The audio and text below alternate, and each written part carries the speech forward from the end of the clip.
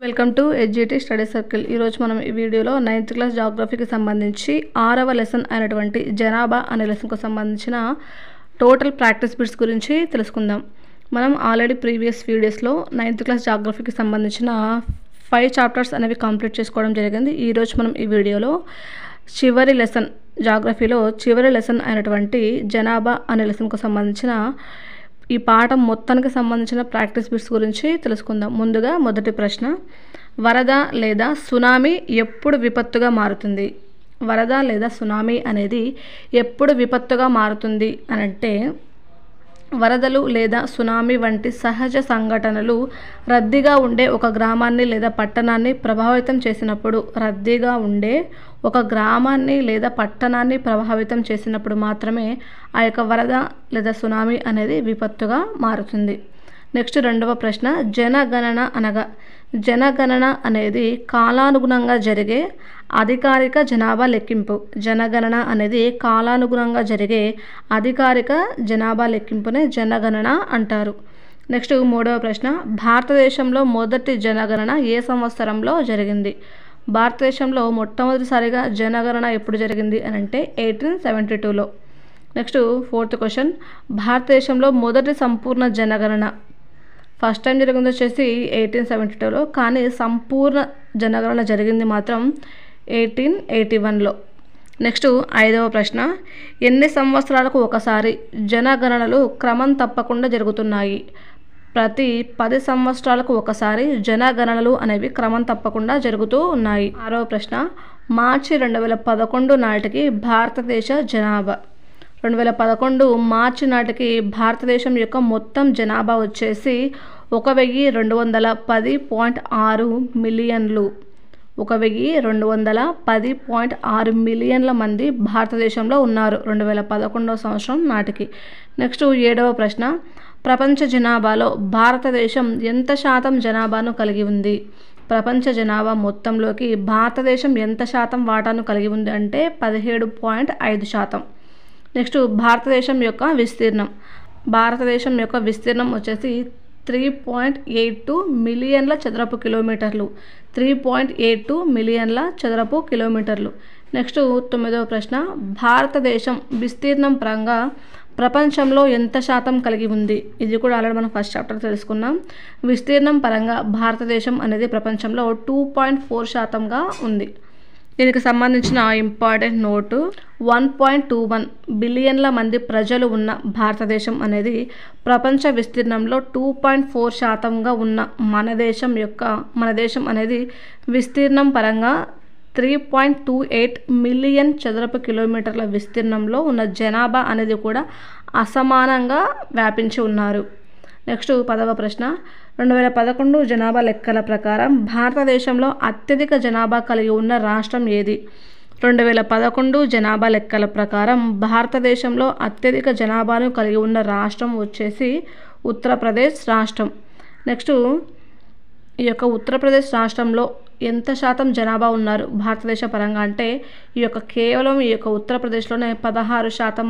12వ ప్రశ్న, 2011 జనాభా లెక్కల ప్రకారం భారతదేశంలో తక్కువ జనాభాను కలిగి ఉన్న రాష్ట్రం ఏది?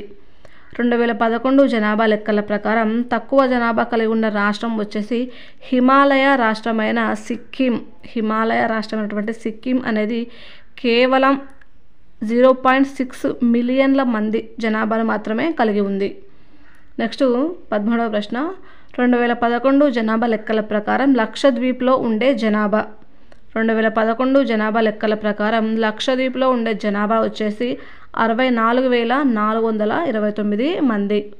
నెక్స్ట్ భారతదేశ జనాభాలో దాదాపు సగం మంది కేవలం ఎన్ని రాష్ట్రాలలో నివసిస్తున్నారు? భారతదేశ జనాభాలో దాదాపు సగం మంది కేవలం 5 రాష్ట్రాలలో మాత్రమే నివసిస్తున్నారు. అవి ఏవేవి అని అంటే ఉత్తరప్రదేశ్, మహారాష్ట్ర, బీహార్, పశ్చిమ బెంగాల్ మరియు ఆంధ్రప్రదేశ్. ఈ యొక్క 5 రాష్ట్రాలలోనే భారతదేశంలో సగం జనాభా అనేది ఉంది. నెక్స్ట్ భారతదేశంలో విస్తీర్ణం పరంగా అతిపెద్ద రాష్ట్రం ఏది? విస్తీర్ణం పరంగా అతిపెద్ద రాష్ట్రం వచ్చేసి రాజస్థాన్ రాష్ట్రం. ఈ యొక్క రాష్ట్రంలో జనాభా ఎంత ఉన్నారు అని అంటే కేవలం 5.5% మాత్రమే ఈ యొక్క రాష్ట్రం అనేది కలిగి ఉంది. నెక్స్ట్ ప్రపంచంలో ఏది అత్యంత జనసాంద్రత కలిగిన దేశాలలో ఒకటిగా ఉంది? భారతదేశం అనేది ఒకటి. నెక్స్ట్ 19వ ప్రశ్న, భారతదేశం కంటే ఎక్కువ జనసాంద్రతను కలిగి ఉన్న దేశాలు ఏవి? భారతదేశం కంటే ఎక్కువ జనసాంద్రతను కలిగి ఉన్న దేశాలు వచ్చేసి బంగ్లాదేశ్, జపాన్. నెక్స్ట్ 20వ ప్రశ్న, 2011వ సంవత్సరంలో భారతదేశ జనసాంద్రత అనేది చదరపు కిలోమీటర్కి 382 మందిని కలిగి ఉంది. నెక్స్ట్ అత్యధిక జనసాంద్రతను కలిగి ఉన్న రాష్ట్రం ఏది? అత్యధిక జనసాంద్రతను కలిగి ఉన్న రాష్ట్రం వచ్చేసి బీహార్. చదరపు కిలోమీటర్కి 1102 మందిని కలిగి ఉంది బీహార్ అనేది. నెక్స్ట్ భారతదేశంలో తక్కువ జనసాంద్రతను కలిగి ఉన్న రాష్ట్రం.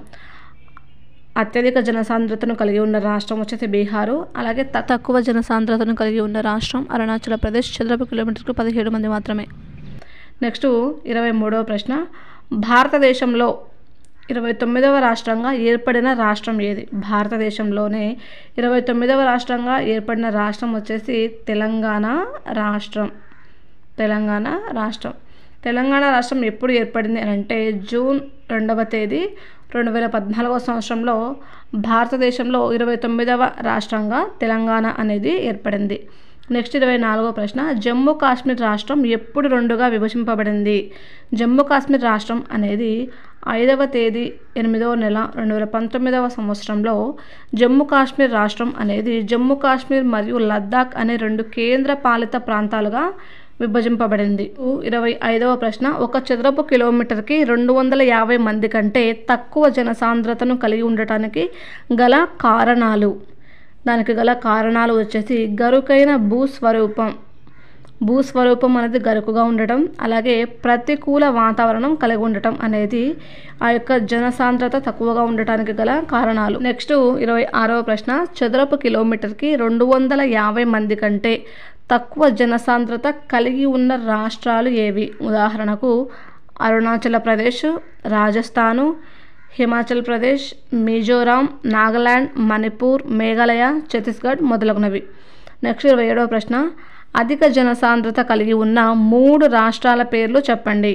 అధిక జనసాంద్రత కలిగి ఉన్న 3 రాష్ట్రాలు ఉదాహరణకు వచ్చేసి బీహారు, పశ్చిమ బెంగాల్, కేరళ, ఉత్తరప్రదేశ్ మొదలగునవి.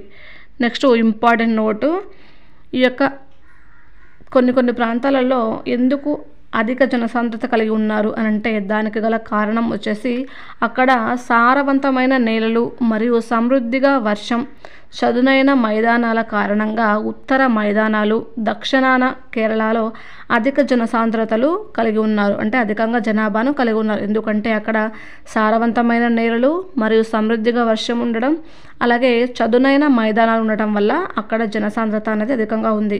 ఎక్కడెక్కడ అంటే ఉత్తర మైదానాలలో, అలాగే దక్షిణాన కేరళ రాష్ట్రంలో.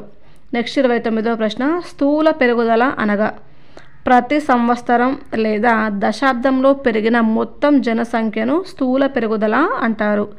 నెక్స్ట్ 30వ ప్రశ్న, 1951లో భారతదేశ జనాభా. 1951లో భారతదేశం యొక్క జనాభా వచ్చేసి 361 మిలియన్లు. 2011లో భారతదేశం యొక్క జనాభా వచ్చేసి 1210.6 మిలియన్లు. 1210.6 మిలియన్లు. నెక్స్ట్ ఇంపార్టెంట్ నోటు, భారతదేశ జనాభా 1951లో 361 మిలియన్ల నుండి 2011వ సంవత్సరం నాటికి 1210 మిలియన్లకు స్థిరంగా పెరుగుతుంది. నెక్స్ట్ 32వ ప్రశ్న, భారతదేశ జనాభా 1951లో 361 మిలియన్ల నుండి 1981లో ఎన్ని మిలియన్లకు పెరిగింది? ఇక్కడ వచ్చేసి 1951లో 361 మిలియన్లుగా ఉన్నటువంటి భారతదేశ జనాభా అనేది 1981కి ఎంత పెరిగింది అని అంటే 683 మిలియన్లకు పెరిగింది. 3వ ప్రశ్న, ఏ సంవత్సరం నాటికి భారతదేశం జనాభా పరంగా చైనాను అధిగమించి ప్రపంచంలో అత్యధిక జనాభాను కలిగిన దేశంగా అవతరిస్తుంది అని అంటే 2045 నాటికి. 2045 నాటికి ప్రపంచంలోనే భారతదేశం అనేది అత్యధిక జనాభాను కలిగిన మొదటి దేశంగా అవతరించే అవకాశం అనేది ఉంది.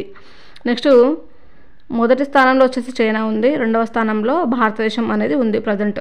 నెక్స్ట్ 34వ ప్రశ్న, జనాభా మార్పుకు దోహదం చేసే ప్రధాన ప్రక్రియలు ఏవి? జనాభా మార్పుకు దోహదం చేసే ప్రధాన ప్రక్రియలు వచ్చేసి మొత్తం 3. అవి జనన రేట్లు, మరణ రేట్లు మరియు వలసలు. నెక్స్ట్ ఇంపార్టెంట్ నోటు, జనన రేట్లు మరియు మరణ రేట్ల మధ్య వ్యత్యాసమే జనాభా యొక్క సహజ పెరుగుదల. నెక్స్ట్ జనన రేటు అనగా ఒక సంవత్సరంలో ప్రతి 1000 మంది వ్యక్తులకు కలిగిన సజీవ జననాల సంఖ్య. ఒక సంవత్సరంలో ప్రతి 1000 మంది వ్యక్తులకు కలిగిన సజీవ జనాల సంఖ్యనే జనన రేటు అని అంటారు. భారతదేశంలో జనన రేట్లు ఎల్లప్పుడూ మరణ రేట్ల కంటే ఎక్కువగా ఉన్నాయి. నెక్స్ట్ మరణ రేటు అనగా ఒక సంవత్సరంలో ప్రతి 1000 మందిలో జరిగిన మరణాల సంఖ్య. ఒక సంవత్సరంలో ప్రతి 1000 మందిలో జరిగిన మరణాల సంఖ్యనే మరణ రేటు అని అంటారు. 8వ ప్రశ్న, ఏ సంవత్సరం నుంచి జనన రేట్లు క్రమంగా క్షీణించడం ప్రారంభించాయి అని అంటే 1981 నుండి. నెక్స్ట్ 39వ ప్రశ్న, జనాభా పెరుగుదల కారకాలలో 3వది ఏది అంటే వలసలు. వలసలు అంటే వివిధ ప్రాంతాల మధ్య మరియు భూభాగాల మధ్య ఉన్న ప్రజల కదలిక.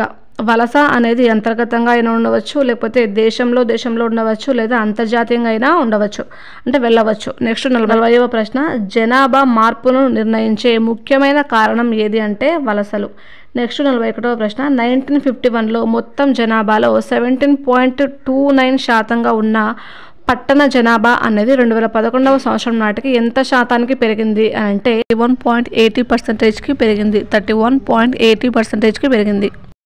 నెక్స్ట్ 42వ ప్రశ్న, కేవలం ఒక దశాబ్దంలో అంటే 2001 నుంచి 2011 మధ్య మిలియన్ కంటే ఎక్కువ జనాభా గల నగరాల సంఖ్య ఎంత నుంచి ఎంతకు గణనీయంగా పెరిగింది అంటే 2001వ సంవత్సరంలో 35గా ఉన్న నగరాల సంఖ్య అనేది 2011వ సంవత్సరం నాటికి 53కు పెరిగింది, అంటే 53గా ఉంది. అంటే 1 మిలియన్ కంటే ఎక్కువ జనాభా గల నగరాల సంఖ్య. నెక్స్ట్ 43వ ప్రశ్న, భారతీయ జనాభా యొక్క అత్యంత ముఖ్యమైన లక్షణం. భారత జనాభా యొక్క పరిమాణం అనేది భారత జనాభా యొక్క అత్యంత ముఖ్యమైన లక్షణం. నెక్స్ట్ 44వ ప్రశ్న, భారతదేశం మొత్తం జనాభాలో కౌమారులు ఎన్నవ వంతుగా ఉన్నారు అని అంటే 5వ వంతుగా ఉన్నారు. నెక్స్ట్ భారతదేశంలో ఏ వయస్సు గల బాలికలు రక్తహీనతతో బాధపడుతున్నారు అని అంటే కౌమార దశలో ఉన్నటువంటి బాలికలు రక్తహీనతతో బాధపడుతూ ఉన్నారు. నెక్స్ట్ 46వ ప్రశ్న, భారత జనాభా విధానం 2000 సంవత్సరం యొక్క ముఖ్యమైన అంశాలు ఏవి అని అంటే 14 సంవత్సరాల వయస్సు వరకు ఉచిత నిర్బంధ ప్రాథమిక విద్యను అందించడం, అలాగే శిశు మరణాల రేటును ప్రతి 1000 మంది సజీవ జననాలకు 30 కంటే తక్కువకు తగ్గించడం, అలాగే టీకాలు ఇవ్వడం ద్వారా నివారించగల అన్ని వ్యాధులకు వ్యతిరేకంగా పిల్లలకు సార్వత్రిక రోగ నిరోధక శక్తిని అందించడం, అలాగే బాలికలకు ఆలస్యంగా వివాహం చేయడానికి ప్రోత్సహించడం మరియు కుటుంబ సంక్షేమాన్ని ప్రజా కేంద్రీకృత కార్యక్రమంగా మార్చడం అన్నీ కూడా జాతీయ జనాభా విధానం 2000 సంవత్సరం యొక్క ముఖ్యమైన అంశాలు. ఇంతటితో 9th క్లాస్ జాగ్రఫీ టోటల్ 6 చాప్టర్స్కు సంబంధించిన ప్రాక్టీస్ బిట్స్ అనేవి కంప్లీట్ అవ్వడం జరిగింది. ఇలాంటి మరిన్ని వీడియోస్ కోసం ప్లీజ్ లైక్ చేయండి, షేర్ చేయండి, అలాగే సబ్స్క్రైబ్ చేయండి. Thanks for watching.